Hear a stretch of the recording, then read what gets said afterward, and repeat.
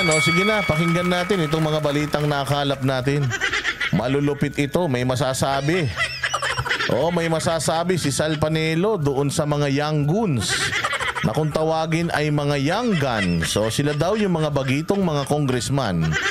Mga batang congressman. Kasi sumisikat talaga yung mga batang congressman noon. Pero ang unang-unang mga sumikat dyan sa is una yung Spice Boys. Yung Spice Boys, sila ano yun? Sila Mig Zubiri, si Defensor.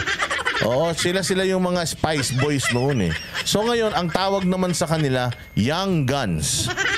Young Guns daw ang tawag doon sa mga bagitong kongresista na bulbulin pa, na hindi pa mga tuli. Isang termino pa lang sa Congress, pero napakayayabang na, binigyan na kagad ng authority para makapangupal.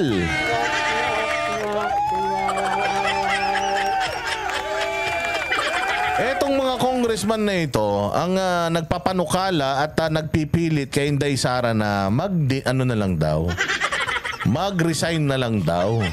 Kung hindi naman daw siya seryoso sa kanyang trabaho, mag-resign na lang daw. Aba, kung hindi ba naman kayo mga gago, sino kayo para magsabi na si Inday hindi seryoso? Meron pang isang nagsabi, naghahamon ng lie detector test kay Inday Sara, anak ng putya. Bago mo ipalay detector si Inday, mabuti pa yung Congress, ayusin niyo yung pangangalap niyo ng ebidensya. Kailangan pagka nag-conduct kayo ng mga hearing, dapat meron na kayong mga ebidensya na hawak, hindi yung ebidensya ninyo kukunin niyo pa lang dun sa mga resource person ninyo.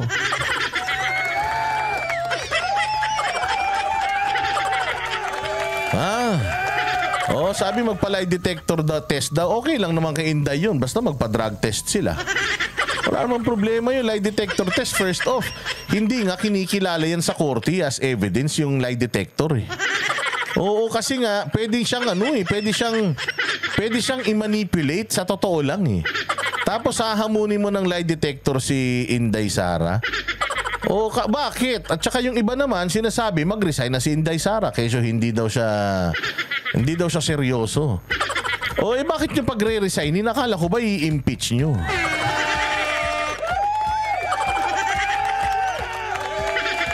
Kaya nila pinipilit si Inday Sara na mag-resign kasi nga wala silang paraan para matanggal si Inday. Baka yung assignment nila maghanap ng mga bagay-bagay na makakapagpabagsak kay Inday. Maghanap ng mga bagay-bagay na matatanggal si Inday. Kahit anong kalikot nila, kahit anong drama gawin nila, hindi naman nila mapatunayan na si Inday merong anomalyang ginawa. Kaya ngayon nakikiusap na lang sila na mag-resign yung tao. Teka, bakit? Akala ko ba malakas yung mga ebidensya hawak nyo sa kanya? Bakit binagre-resign nyo?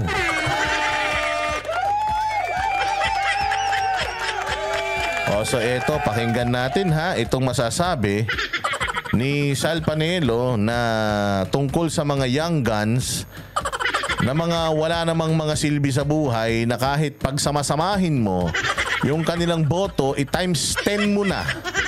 Hindi pa rin uubra sa boto ni Inday Sara. Eto, sige, pasok. Walang ibang motibo ang tinaguriang young gun sa Kamara kundi ang gumawa ng pangalan sa gitna ng panawagan nilang magbitiw sa pwesto si Vice President Sara Duterte. Yan ang binigyang din ni Attorney Salvador Panelo. Si Valdivina Gracia sa report. Ayun ang mga young unknowns. Ganyan inilarawan nito. Young unknowns. Ibig sabihin, mga hindi kilala. Kung sino pa yung mga hindi kilala, sila pa yung mayayabang. Ito yung mga congressman na kahit mamalengke sa Commonwealth, hindi papansinin. Kasi nga, hindi naman sila kilala. Nagkataon lang na may sila, na malakas sila dahil nga sila ang may power of the purse. Pero as a person, at bilang mga mambabatas, hindi kilala mga to. Kahit mamatay lahat yan, Memya, hindi maibabalita yan. Dahil unang-una sa lahat, wala namang may mga gusto sa kanila. Wala nga may paki sa kanila eh. Wala naman mga nakakakilala sa kanila. Yung iba dyan, mga party list representative. Ang binoto ng tao, yung party list, hindi naman sila. Ang binoto ng tao, yung pangalan, yung marginalized sector na ire-representa nila. Yun ang binoto, hindi naman yung tao eh. Yang mga nasa likod naman ng party list eh, hindi naman mga kilala yan eh. Nagkataon lang na may mga congressman na may hawak sa mga lugar nila, kaya nagtayo sila ng mga party list nila. Eh dapat talaga yung party list, tanggalin na yan. Kasi nagagamit lang yung party list na yan eh. Tapos ang laki-laki ng ginagastos ng party list para manalo.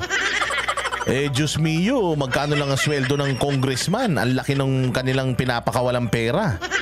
O saan nila babawiin yun? Ayan. Sa taong bayan, pakinggan pa natin si Sal. Dating Chief Presidential Legal Counsel Attorney Salvador Panelo ang tinaguriang young guns o mga bagitong mambabatas sa Kamara na nananawagan ng pagbitiw sa pwesto ni Vice President Sara Duterte. Sa ilang pulong balitaan kamakailan. Ayan sino-sino yan? Yung isa yung Angelo Bongalon, putang ina, party list. Yung Gutierrez, putang ina, party list. Diyos ko po, puro party list.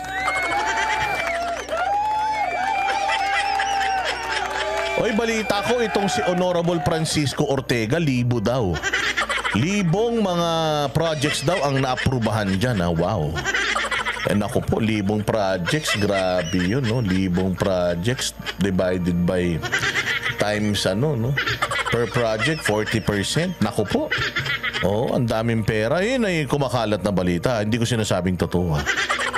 Pero sabi nila may mga ganun daw, di ba? 40% na pupunta sa ganito, pupunta sa ganyan, di ba? Ang nag-expose din si PRRD pa eh. Di ba? Anyways, pakinggan natin ang sasabihin ng mga ito. Ito si Bungalon, no? Kamukha ni Jose Rizal, talagang yung niya, yung hati ng buhok niya, konti na lang, babarilin na sa luneta to.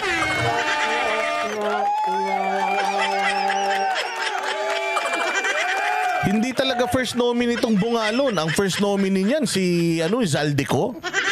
Yung Ako Bicol, si Zaldico ang first nominee niyan. Siya nga ang may-ari, di umano eh.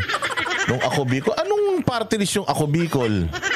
Ano mo ginagawa nun? Yung mga taga Bicol, pinapayaman niya, ganon? Itong One Rider, itong si Rodrigo Gutierrez. Punyeta ka. Ginamit mo pa yung mga rider. Wala ka naman yatang ginagawa para sa rider. Walang hiya kayo. Dapat talaga itong mga party list na to maglaho na mga to.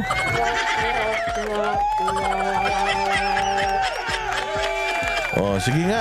Ilan hinimok ni Ako Bicol Party List Representative Raul Angelo Bongalon ang pangalawang pangulo na magbitiw na lamang daw ito sa pwesto kung hindi rin daw ito interesado sa kanyang tungkulin. Putang ina mo, sino may sabi sa'yo na hindi siya interesado?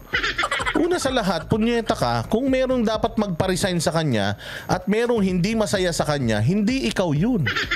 Dapat kami bumoto sa kanya eh.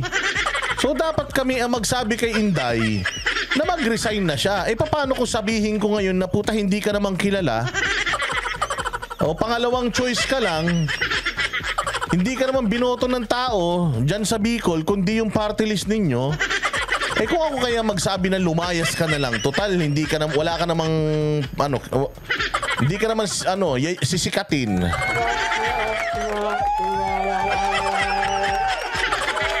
Anong karapatan mo bilang bagitong congressman ang magpa-resign ng isang successful na politiko, isang Inday Sara na binoto ng 32 million na Pilipino? Anong karapatan mo? Ilan bang milyon ang boto ng putang inang party list nyo? At saka, anong karapatan mo na pag-resignin si Inday na naging kasangkapan sa pag-unlad ng Davao, hinayupak ka?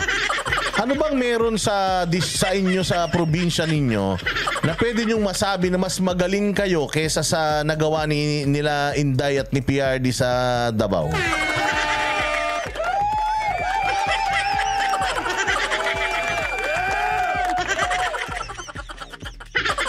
Di ba?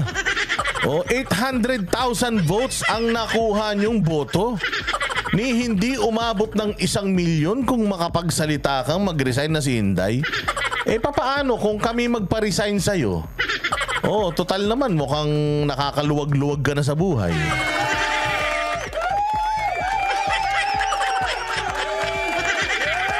Tanong lang. Kasi syempre, masakit to para sa atin bilang bumoto kay Inday. Tangina, sigurado ko si Inday din ang binoto mo eh. So mag-isa ka lang na tao, gusto mo pag-resignin si Inday. Kailan ka pa naging naging judge? O sa patimpalak kung sino yung pinaka mga seryoso sa kanilang trabaho. Kailan ka pa binigyan ng kapangyarihan para maging tagapaghusga kung sino yung seryoso, sino yung hindi?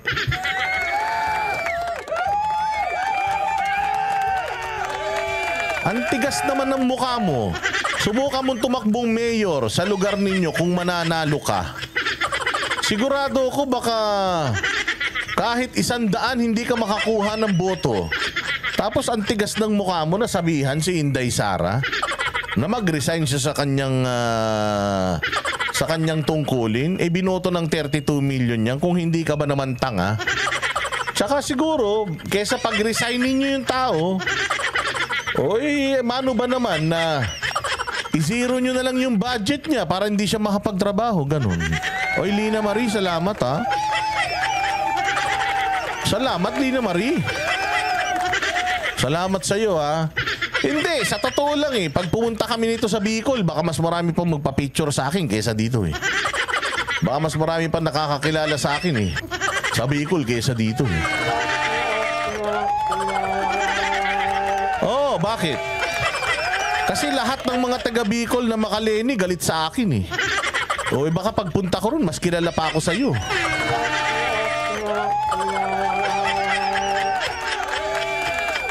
Alina Marie, salamat sa iyo mabuti ka pa. At saka si Esmeralda Basay, salamat sa inyo salamat ng mabuti.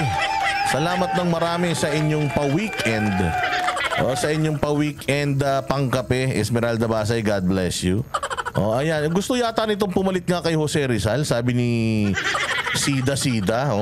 Kasi kung si Noynoy Aquino gusto niyang maging kamukha ni Ninoy, tanginan to, gusto maging kamukha ni Jose Rizal Puta, nagbangs ka pa, kulot naman. Hinati mo pa sa gilid para magmukha kang si Jose Rizal. Gumawa ka kaya ng No Limit Angere, tapos magpabaril ka na rin sa luneta. Total, gusto mo sumikat.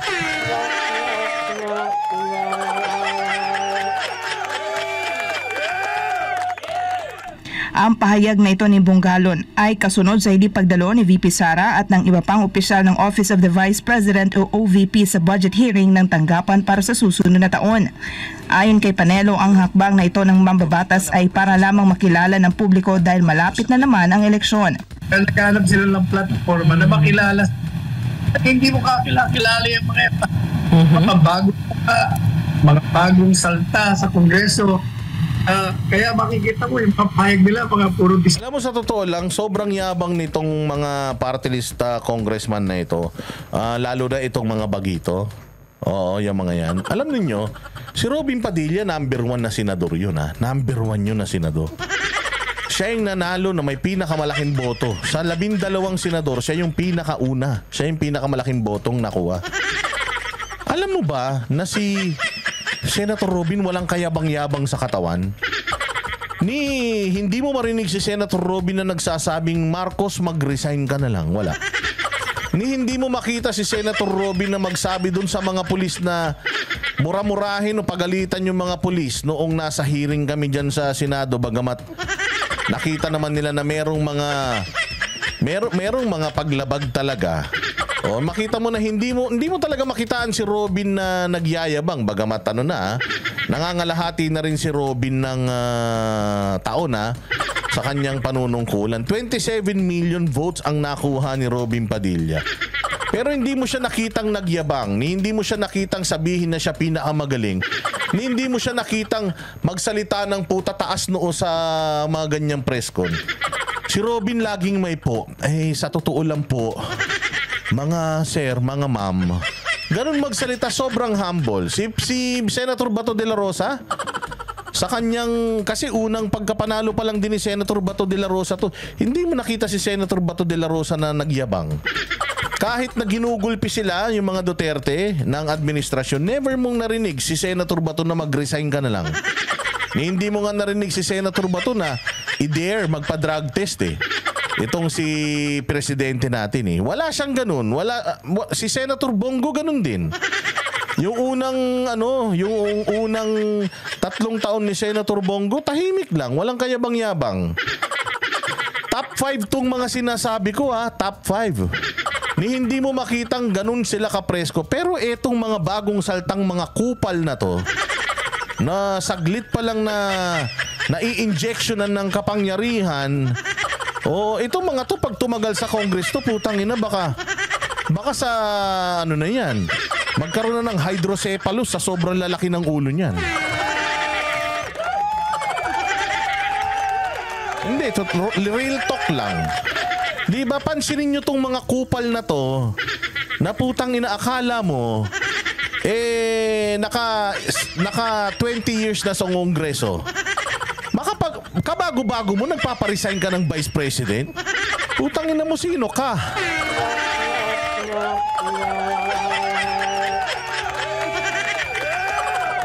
Putang ina, ayusin mo muna yung trabaho mo. Problemahin mo kung mananalo ka pa ba sa susunod.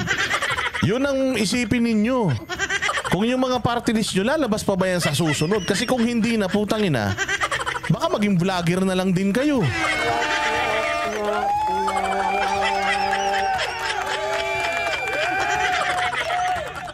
Palingado.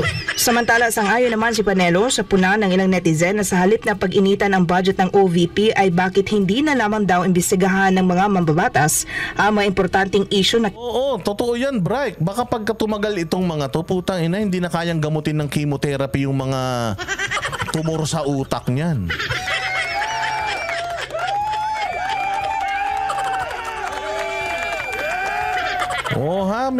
Medyo lapag-lapag din ng mga paa sa lupa. Kaya na sa sobrang lalaki ng ulo nyo, lumilipad na kayo. Medyo konting humbleness naman. Kasi nakakahiya. Sobrang nakakahiya. Mahiya kayo kala Marcoleta. Mahiya kayo dun sa mga matatanda. Sila Abanti, matatagal na yan. Yung ibang mga congressman dyan ng mga kupal, matatagal na yan. Naiintindihan mo kung ba't kupal sila. Pero itong mga gagong to, mantakin mo, 3 taon pa lang, magta-3 taon, kupal na. Nalalo na kung manalo ulit yan sa susunod, magkikinupal lalo yan.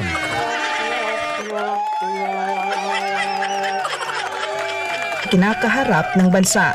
Meron pang dapat silang investigahan, yung pagbibenta ng gold reserves. Yun ang maganda. Yan ang sinasabi ko. Kesa pansinin nyo si Inday Sara, putaragis yan. Ang dapat nyong pag-intindihin, yung pagbibenta ng ginto, yung flood control project na 1.4 billion per day. Dapat yun ang inaatupag ninyo, sabi ni Sal.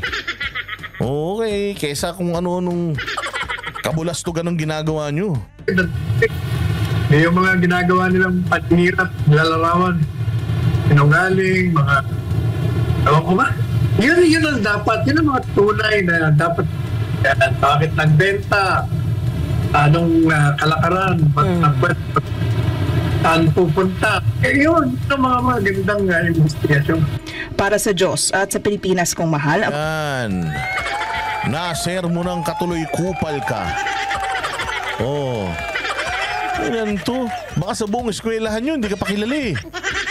Walang hiya ka Sa mga taga Bicol. Hindi question lang question lang sa mga taga Bicol. Sa tingin, sino ba tong batang to? Sino ba tong batang to? Bakit napakayabang? Ano bang nagawa nito sa Bicol? Ano bang nagawa na nito sa Bicol? Nakapagpagawa na ba ng maraming tulay ito sa Bicol? Nakapagpagawa na ba ng maraming mga infrastruktura to sa Bicol? Ano nang nagawa sa mga taga Bicol nitong tulonggis na ito?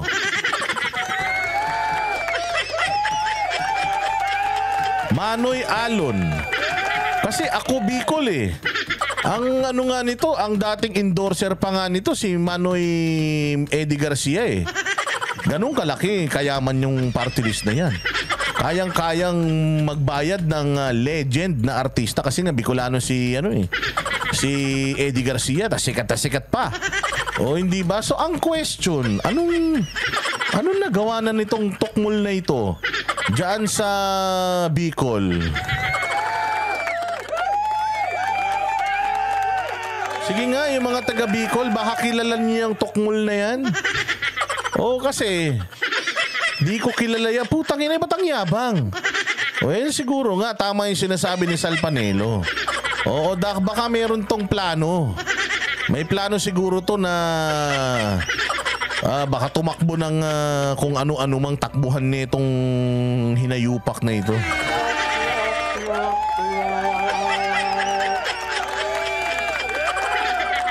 Di ba?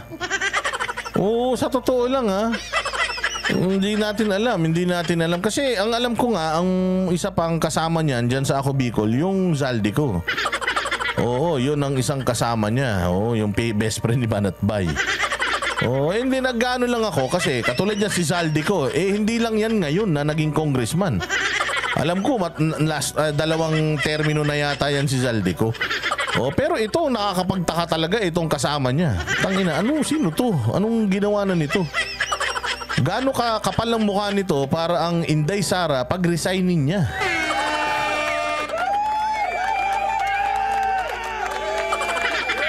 Oh, anyways, oy, hello Placido Pilosopo. Shoutout sa'yo, gising ka pa madaling araw na, baka may kasama kang chicks